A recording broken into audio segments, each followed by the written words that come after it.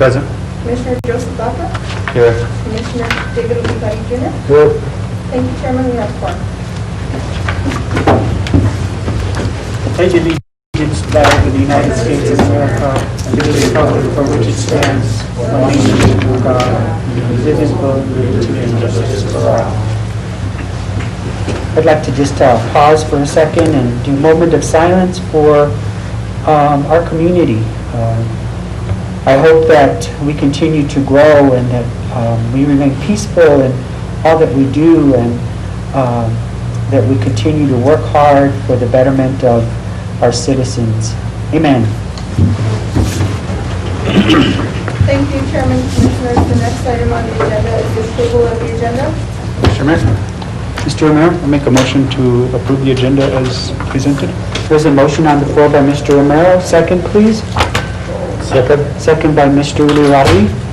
Roll call, please. Commissioner Romero, Yes. Commissioner Montoya. Here. Yes. Sorry. Commissioner Baca, Yes. Commissioner Olivari. Yes. I have a motion by Commissioner Romero, a second by Commissioner Olivari. Thank you, Chairman. Motion carries. The next item on the agenda is the approval of the minutes on May the 20th and the special meeting minutes of May the 27th, 2020. I'll entertain a motion for approval. Make a motion to approve the minutes. Motion by Mr. Romero. Second. Second. Second by Mr. Uliwari. Roll call, please. Commissioner Olivari, Yes. Commissioner Baca, Yes. Commissioner Montoya, Yes. Commissioner Romero. Yes. I have a motion by Commissioner Romero, second by Commissioner Olivari. Thank you, Chairman. Motion carries.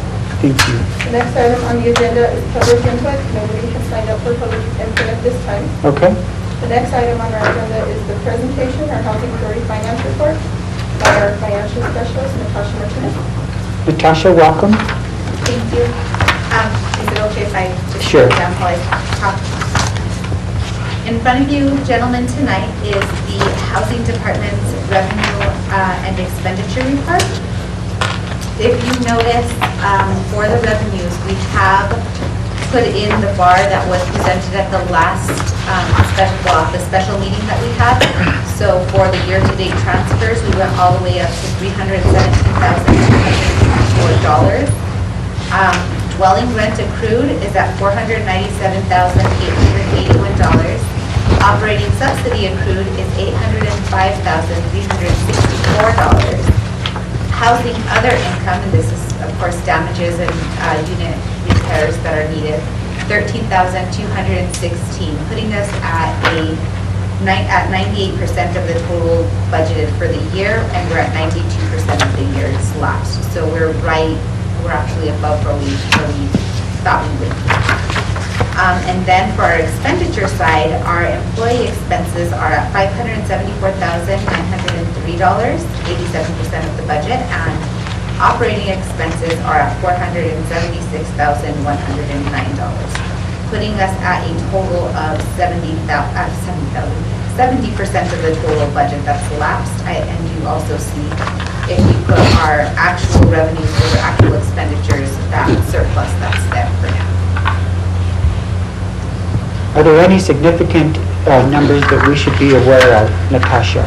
The significant numbers would actually be the transfers. If you guys recall from last month, they were all at a zero. So those had all been zeroed out, and now they're all reported properly, and they're all where they need to be, so that when the repayment agreement is put into place, all that'll be left is that $79,000, and everything's there with DFA. Okay. The amount that from the last bar that I didn't put into this report would be the COVID monies that's getting allocated to us, and that was $129,000 if you gentlemen recall. So that's not in the budget right now, and they are allowing us to go back to March 27th with any expenditures. I did receive an email from our finance department that it's all been submitted to DFA, but we haven't gotten approval back. We can't report any expenses to those lines until we get that authorization from DFA. And what would that money be used for? That money is for prevention, and that money is for any sort of responses to the coronavirus, anything that helps us, the safety-wise, security-wise. Like I know, like we spoke to staff, and our waiting list manager takes the payments, and she would like a drop box installed similarly to the one that's at the utilities department. We're talking about like having a washer and dryer kind of setup inside our maintenance facility, just in case, our maintenance individuals feel the need to decontaminate themselves. Rubber boots, so when they go to plug up, there's no sort of that kind of step back, and they can just decontaminate those boots.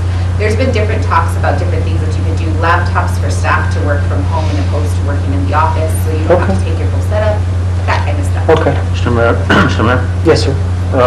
that money on the COVID that you mentioned about, is there a timeline, a time limit by when you have to use that money? December 2020. December 2020? Correct. Okay. Anything else, Natasha? If any of you have questions? Mr. Romero? The one question I had was pertaining to the transfers that we approved last month. Those payments were already made, weren't they? So shouldn't it reflect the money Yes, and that they're actually already there on the actual. That 317,254 Yeah. is the amount that's been transferred from general fund to operations presently. But weren't the payments already made, so shouldn't it reflect that the payment, so that money shouldn't be there, or? No, not yet? it's where it needs to be now. Okay. It was being reflected in the cash, but not in the budget.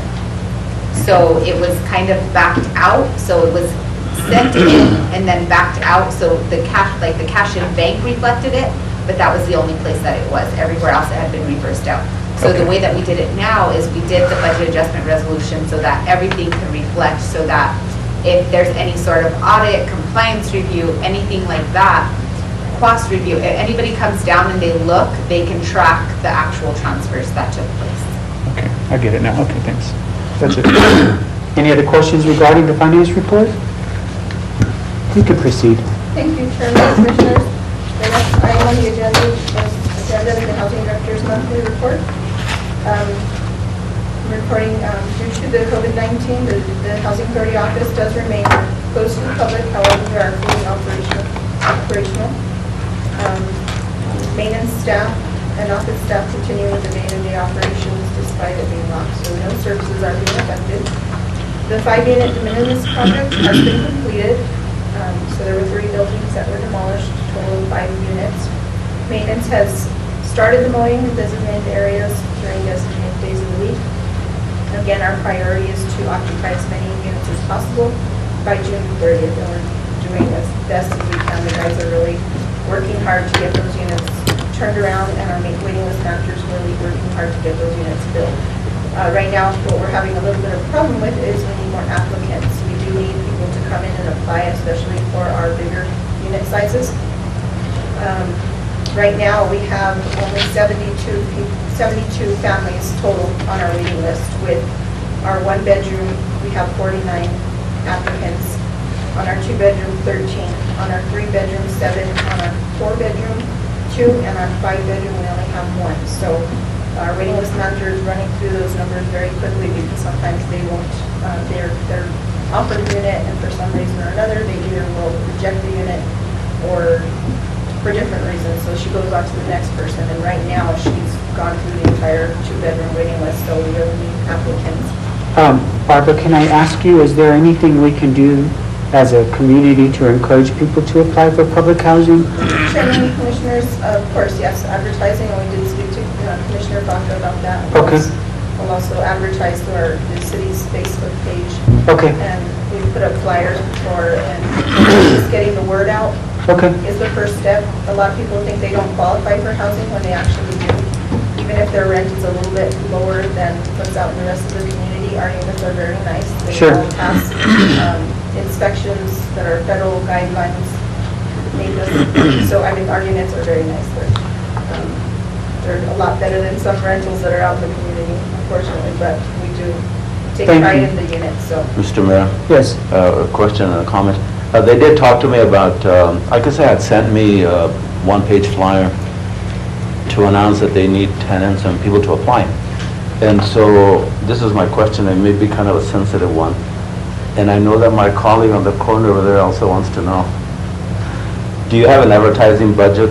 And let me mention to you where I'm coming from. We are willing to announce anything and everything, but the one thing that we experience is that we announce messages for whomever, and then we'll end up seeing an ad in the Optic, and I know they paid for it in the Optic. So we're a business like anybody, like the Optic, so we can't afford to give free advertising if it's being purchased somewhere else. So are you planning to purchase anything with my buddy at the corner? Talk to our finance person after that. Yes, we do have a budget for advertisement, Okay. so yes, we can do radio stations, both of them, and we can also advertise there. I need to send also a flyer to our city so that it's on the IT website, it's our city website as Yeah. well, so that it's all there. Because, you know, we do have a program, it's called Community Bulletin Board. What I could do also, if you gave me a list of the homes that you have, I could read them and describe them. You know what I mean? Well, the problem with our program is we have, right now, there's 5 vacancies, and our maintenance men are working on all 5 of those units. We don't know which one's gonna come up first or last, and we can't actually give out addresses because the waiting list, we just need people actually to apply, because we don't know if the person at the top of the waiting list is actually going to qualify for one, Yeah. except that they're offered for 2, and for 3, that they're going to come up with the deposits that are necessary. We are a low-income program, but there are deposits that are still required, Okay. especially like utilities. And then it really helps the whole situation if we just get applicants. Yeah. But we do understand that sometimes people think they don't qualify for the program, that they make too much money, and they really do qualify for the program. I guess what I was asking too is that if there's any way that we could help you, because we do a trading post, and in there we get so many people that do send messages for apartments, that are looking for apartments or homes, but we also have people send in messages, have a 2-bedroom house for rent, da-da-da-da, and all the details. So I don't know, but I can see the problem is that first you have to know if they qualify. Because we do get a lot of people going over there to ask for the information, and they write it down. I don't know if it would help if I was to suggest to them, check with the city housing department, you might be able to qualify for that. I don't know. Yeah, that would be like Okay. a good suggestion, Okay. just to say, the income guidelines get changed every year. Please Okay. contact the Las Vegas Housing Authority to see if you are, if you qualify for the Qualify for it, program. sure. Something like that, Yeah, we can do that, just send them to you, and then, Yeah, and a lot of times, like Albuquerque Housing Authority, their waiting list is closed. Bernalillo County Housing Authority, I'm almost positive, I don't know if they reopened, but I know they have closed theirs as well. So a lot of these housing authorities, once they hit a certain number on their waiting list, they close their waiting list and they don't take applications. So a lot of times what they like us to advertise is that our waiting list is open. And we'll send it out to our colleagues throughout the state so they can let their people know. Because a lot of times what they'll do is, if they can't get in Albuquerque, they'll contact us, and that helps. Mhm. That helps us bring people to this community. Whether it's to go to college, whether it's anything like that, it really does. It really does help. And then I was also going to add to her report that 5-unit de minimis. I know Commissioner Ulibarri and Commissioner Romero had been here when we put that application in, and through all of the process that we went through for the last 3 years, I think it was now. That's actually going to help our FOS score, and that's every year we get scored on our occupancy, on our financials, on everything. And not always, but we've been substandard lately because of our occupancy. We get the inaligibly sold units taken against us, and we also get the units that are severely distressed that are counted against us. With those 5 units getting taken out of the equation at the end of the year, it'll help our capital fund snapshot as well as our occupancy from here on out. We won't have those additional units to count against us as vacant. So I just wanted to add that. And it's Barbara's birthday tomorrow, so. Oh, happy birthday, Barbara. Thank you. What time's the potluck? Right? We can't do that, social distancing. Thank you, Chairman, Commissioners. The next item on the agenda is the item number 1, approval, disapproval of resolution number 20-30, declaring unapplicable accounts for Las Vegas Housing Authority. Las Vegas Housing Authority needs to write off accounts receivable over 1 year old off the books.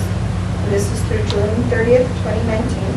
Outstanding amounts remain on the national database that all federally funded programs use, so that if a tenant leaves a balance at Las Vegas Housing Authority, they must pay the outstanding debt off before being accepted at another housing authority. So this is something that we do every year. And this year, we are writing off, or requesting to write off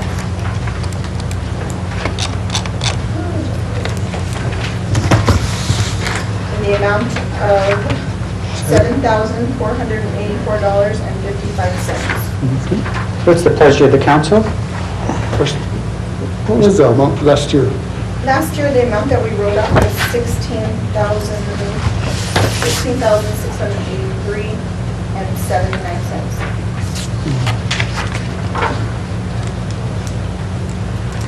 And like we've discussed at all of the meetings, there's always different reasons.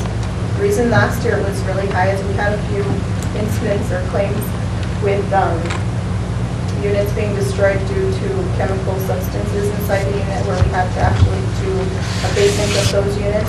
That's why those numbers were a lot higher last year. We had at least 2 that were damaged due to methamphetamine. Very well. What's the Yeah. pleasure of the council? Go ahead, Joseph. Do the tenants, I don't know if this is part of the policy, do they submit a deposit when, or you're not allowed to do that? Chairman, Commissioners, we do charge a deposit. There's not a whole lot we can charge because it is a Low low income, income program. yeah. So anybody elderly or disabled is only charged a $100 deposit. Anybody else is charged the first month's rent, just according to their income. So Yeah. it goes according to what their income is. Okay, what's the pleasure of the council on this resolution? I'll entertain a motion. Mr. Mayor, Yes, sir. approve resolution number 2031. It's a motion on the floor by Mr. Uluwari. Second, please.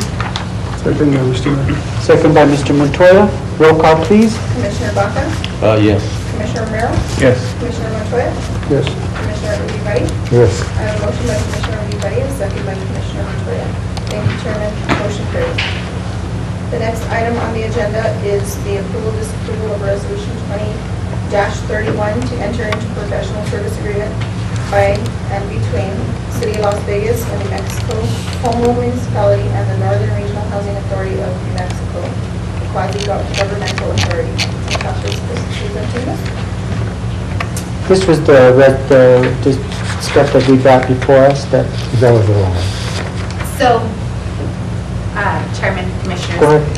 This is all part of the process. The initial resolution that we brought forth was to begin the process. This is the next step in the process, is to enter into a professional services agreement.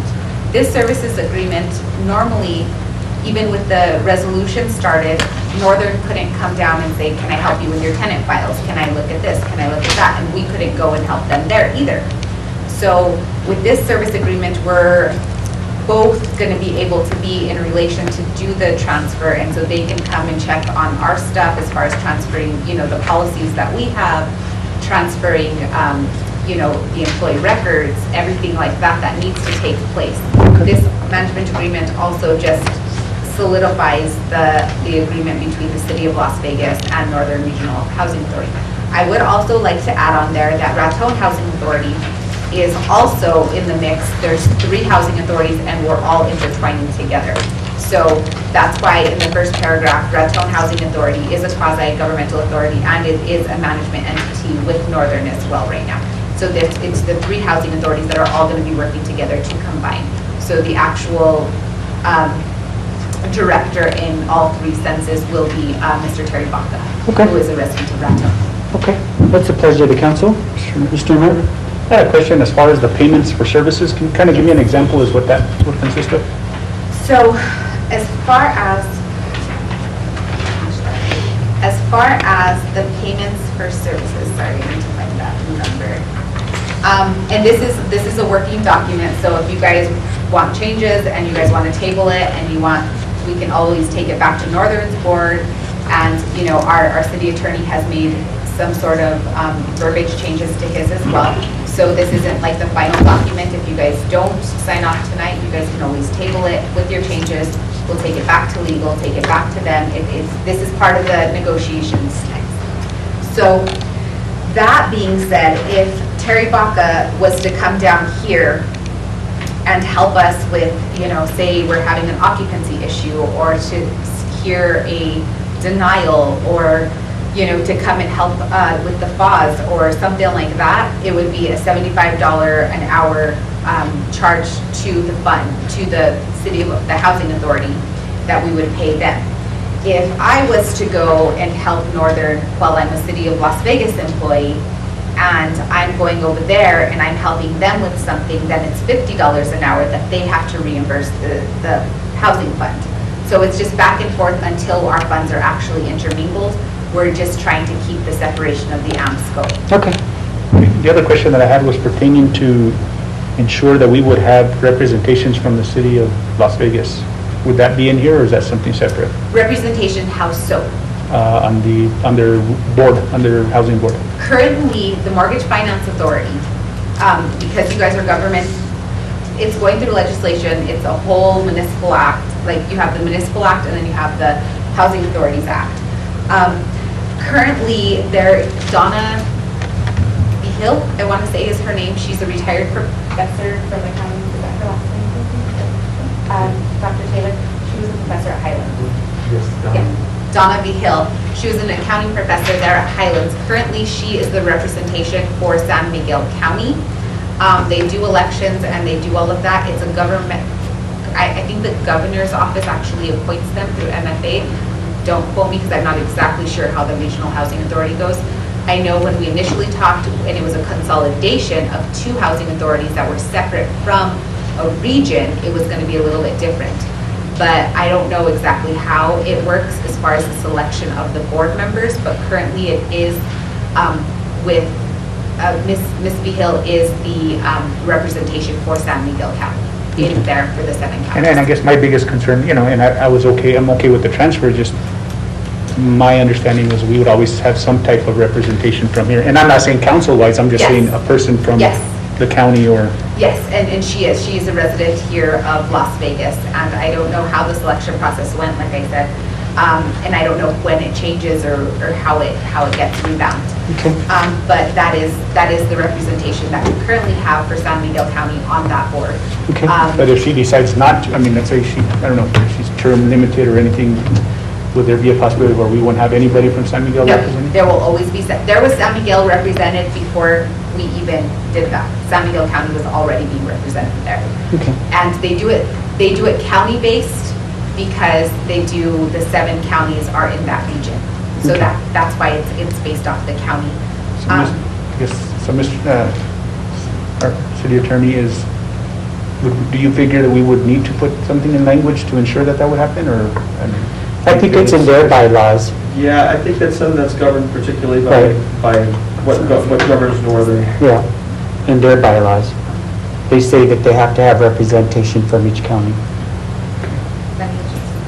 Yeah, I can look it up and I could actually find the act itself, the Housing Act, and send that to you where it talks about the Regional Housing Authority and the representation for I each county. think I believe, Yeah. trust Mr. Aaron that if we... Okay, what's the pleasure of the council, please? I'll entertain a motion, please. Anyone? Mr. Mayor? Yes, Make a motion for approval of Resolution 20-31. thank you. Second, please. Second by Mr. Ulibarri. Roll call, please. Commissioner Baca? Yes. Commissioner Romero? Yes. Commissioner Montoya? Yes. Commissioner Urrutia? Yes. I have a motion by Commissioner Romero, a second by Commissioner Urrutia. Thank you, Chairman. Motion carries. The next item on the agenda is the Commissioner's report. Mr. Mayor, Go ahead. I'd just like to acknowledge the housing authorities, staff and employees for cleaning up the areas in the housing development. They have done a good job. They've been going and cutting weeds and grass and picking up trash. And now with these 3 houses that they demolished, the area looks a lot better. And before, the windows and the doors were opened, people going in there at night, which wasn't a good thing. But it seems to me like it's more under control now, and it's a cleaner area, and it looks They sold a couple of houses to individuals that have moved in there, and they're doing nice remodeling jobs and stuff like that. So it's bringing up the neighborhood, and I'd just like to acknowledge that. Thank you. Good, please recognize your staff. Okay? Commissioner Rivera? Yes. Anything? Huh? We're doing commissioner's report, I just didn't know if anybody... Oh, anybody else? No? Thank you, Chairman, Commissioners. The next item on the agenda is executive session. Do we have any items for executive session and for housing? No? Okay. Next item on the agenda is adjournment. I'll entertain a motion. Moved by Mr. Montoya, second. Second by Mr. Uriari. Roll call, please. Commissioner Baca? Yes. Commissioner Montoya? Yes. Commissioner Romero? Yes. Commissioner Rivera? Yes. I have a motion by Commissioner Montoya, second by Commissioner Rivera. Thank you, Chairman. Thank you. Thank you for all your hard work. Thank you.